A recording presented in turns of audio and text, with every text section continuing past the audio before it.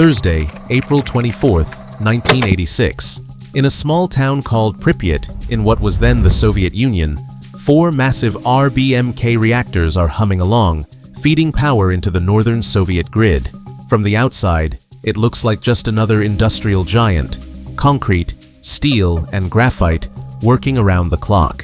But underneath all that concrete, there's a flaw, a design flaw that almost nobody knows about. The people living in Pripyat, just 2 miles from the plant, have no idea, and the ones who do know aren't talking. Right now, inside the control room of Reactor Number 4, a test is being set up. The plan is simple on paper: simulate a power outage and see how the system holds up under pressure. In theory, it's a safety test, but there's a problem. The RBMK reactor was never built with safety as the priority. The night shift running this test is young. They know the procedure, but they've never actually rehearsed it. Still, they push forward. The first step is lowering the reactor's power output, but they drop it too far, too fast. Power falls below 30 megawatts, way under the safe operating minimum. And that's when the RBMK becomes dangerously unstable. They try to bring it back up. To do that, they need to manually pull out the control rods, the very things that regulate the nuclear chain reaction. But they pull too many. Out of 211 rods available, 205 are yanked out of the core. The safety minimum is 30. They're left with 6. On top of that, they shut down several automatic safety systems, disable the emergency cooling, and cut the alarms. It's 1 in the morning. The reactor is live, the safety net is gone, and the test is about to begin. Engineers cut the power feeding the turbine on Reactor 4. Everything seems to be going according to plan. The turbine keeps spinning on its own momentum, and the cooling pumps keep running for a few more seconds.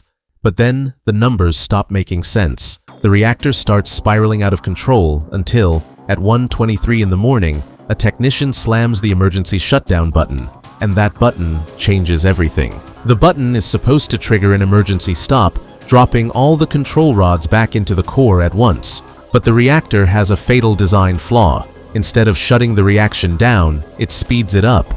The graphite tips on the rods push the water out of the way, and the reaction explodes upward.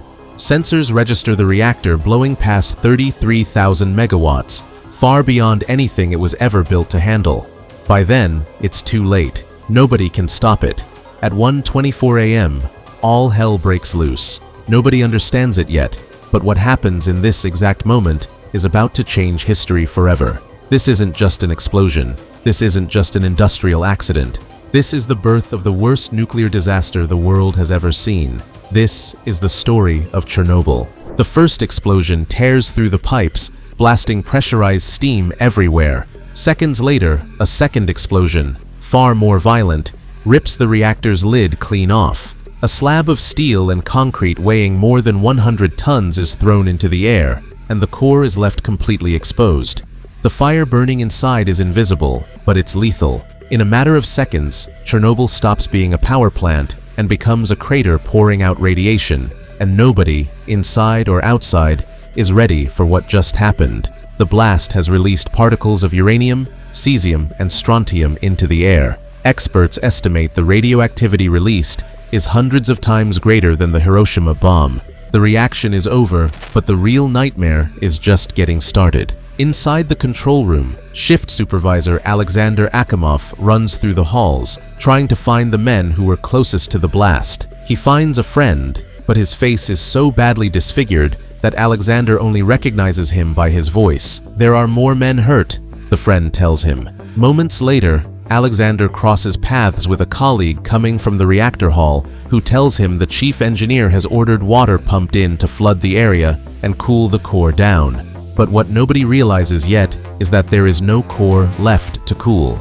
The reactor is gone. Alexander and a handful of other men wade into flooded corridors, trying to reach the cooling valves and open them by hand. But when they look through a doorway, they see the massive water tanks have been destroyed. It's far worse than anyone imagined. Alexander looks up at what used to be the ceiling and sees something that almost looks beautiful.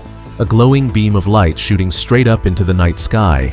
For a few seconds, He just stands there staring at it, not realizing it's radiation pouring out of the open core. Alexander makes his way to another control room, where he finds 3 men who've been ordered to go into the reactor hall and try to shut the reaction down manually.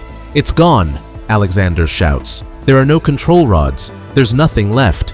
The men think he's lost his mind. Reactors don't just explode. 4 of them head upstairs to see the damage for themselves. 3 of them will never make it back down. Outside, the city sleeps. No sirens, no warnings, just an invisible column rising into the sky, turning the night radioactive, and nobody has a clue. The plant's director and chief engineer refuse to believe the core is actually open. They can't accept it. So they report to Moscow that there's been a fire. Nothing more. A minor incident. That single decision changes everything. 5 minutes after the explosion, the first call comes into the local fire department. A roof fire at Reactor 4, they're told. Nothing about radiation. Not one word about the core. Just fire. Fire trucks race in from Pripyat. Within minutes, they're through the gates. Some firefighters are wearing their standard jackets. Others don't even have that. No radiation suits, no masks. They have no idea what they're walking into. They see flames on the roof. The air smells strange, but nobody thinks twice about it. Their orders are clear. Put out the fire, stop it from reaching the turbine building, and above all, keep it from spreading to Reactor 3, which is still running. The fire chief gives the order to climb. He doesn't know the real scale of the danger either. All he sees is fire, and fire is something you put out. Firefighters climb up without gloves, hauling basic hoses. One of them notices the ground burning right through his boots. Another starts vomiting for no reason at all. Men start collapsing, then getting back up.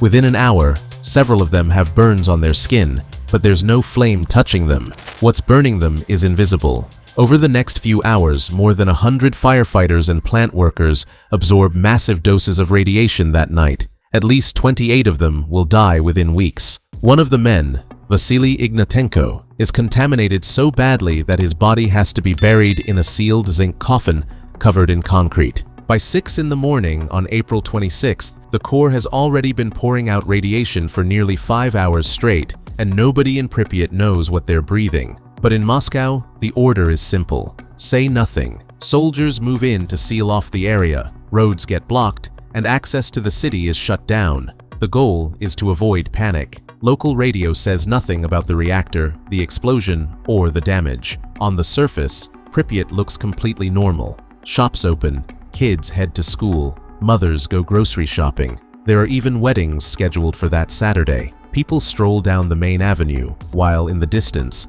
a column of smoke rises from the plant, and nobody thinks anything of it. At noon, officials send out a message over the loudspeakers, telling everyone to stay calm, that everything is under control. It isn't. The lead engineer is still convinced a water tank exploded, and that people are getting sick from contaminated water, not radiation. He simply can't accept that the core itself blew apart, even as it becomes obvious that a burst water tank couldn't possibly cause this kind of destruction. One of the few men who truly understands what's happening is a senior nuclear scientist sent in to assess the damage firsthand. What he sees is devastating. He warns that if the main fire isn't brought under control immediately, radioactive material will spread for hundreds of miles on the wind. It's not just the Soviet Union at risk. A huge part of Europe is in the blast radius of this cloud, but officials refuse to say anything, on purpose. They don't want to look weak, so they wait.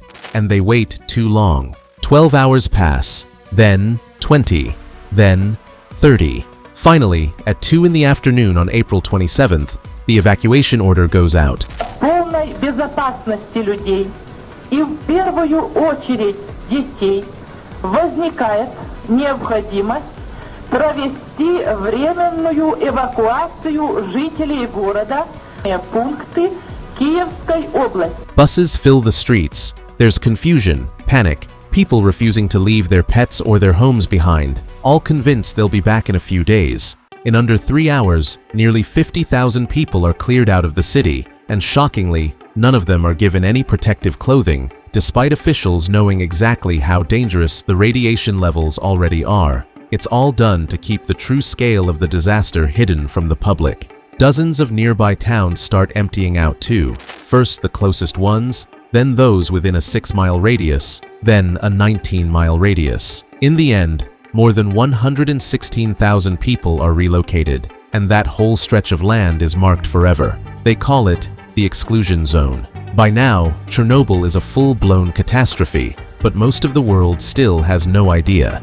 37 hours after the explosion, more than 600 miles away at a nuclear plant in Sweden, an alarm goes off. A technician checks his radiation badge before walking into the building, and it's reading dangerously high. But the radiation isn't coming from inside the plant, it's coming from outside. They inspect their own reactor. Everything checks out fine.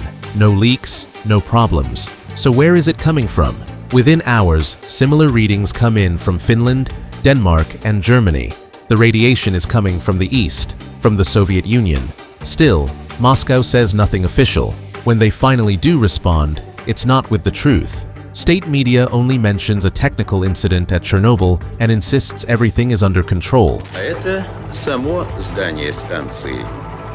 Как видите, огромных разрушений, о которых не умолкая твердят средства массовой информации Запада, нет. Поврежден только блок.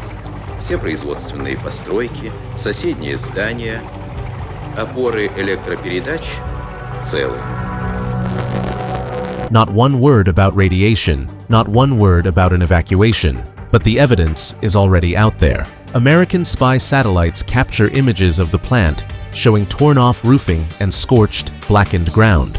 On May 1st, just 5 days after the explosion, the government goes ahead with its usual May Day parades anyway. In the capital, just 80 miles away, thousands of people march through the streets with flowers and banners under a clear blue sky. The music plays, but the air they're breathing isn't clean anymore. The radioactive cloud has already arrived, and the people running the country know it. They have the reports, they have the readings, they just don't say a word. Inside the reactor itself, the crisis isn't over. The molten core is eating through its own foundation, and directly below, it sits a massive pool of highly radioactive water. If the melting fuel reaches that water, it triggers instant vaporization and a third explosion, one that could be even bigger than the first two, potentially killing millions and making a huge stretch of Europe uninhabitable for centuries. There's only one way to stop it. Someone has to dive into that flooded chamber and drain it manually.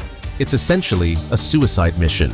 Anyone who goes in has a real chance of dying within days. Even so, 3 men step forward. History will remember them as the Chernobyl Suicide Squad. Using basic diving gear, they swim through pitch-black, contaminated water and manage to find and open the valves, draining the tank and stopping the third explosion before it can happen. With that threat contained, the cleanup begins, and it's massive. Roughly 600,000 soldiers, engineers, and workers, later known as the liquidators, are sent in with little to no protection, often without even knowing the radiation levels they're exposed to. Helicopters drop sandbags, boron, and clay onto the exposed core, nearly 500 tons in total. On the ground, teams rotate in 90-second shifts to shovel radioactive graphite debris off the roof and into the crater before rushing back out. Miners dig a massive tunnel underneath the reactor to build a cooling system, and more than 60,000 workers help build a massive concrete and steel structure to seal the wreckage. They call it the sarcophagus. Nearly 3 days after the disaster, part of the truth finally goes public. An investigation opens, and the finger-pointing begins almost instantly. Soviet officials blame the plant operators directly, the men running the control room that night. But something doesn't add up. The internal manuals never mention the real risks of the RBMK design. Nobody had told these men that the reactor had a structural flaw baked into it from the start. Months later, at an international conference in Vienna, Soviet scientists finally lay out the technical truth for the world to hear. The RBMK reactor becomes more powerful, not less, when it produces more steam, and the control rods themselves made the meltdown worse instead of stopping it. For the first time, a senior Soviet official admits publicly that this wasn't just human error. It was a flawed design that Moscow knew about for years and never fixed. Stories like this one don't get told enough, and that's exactly why we're here. If you want more of the truth behind the headlines, hit subscribe now, because the next one might be even harder to believe.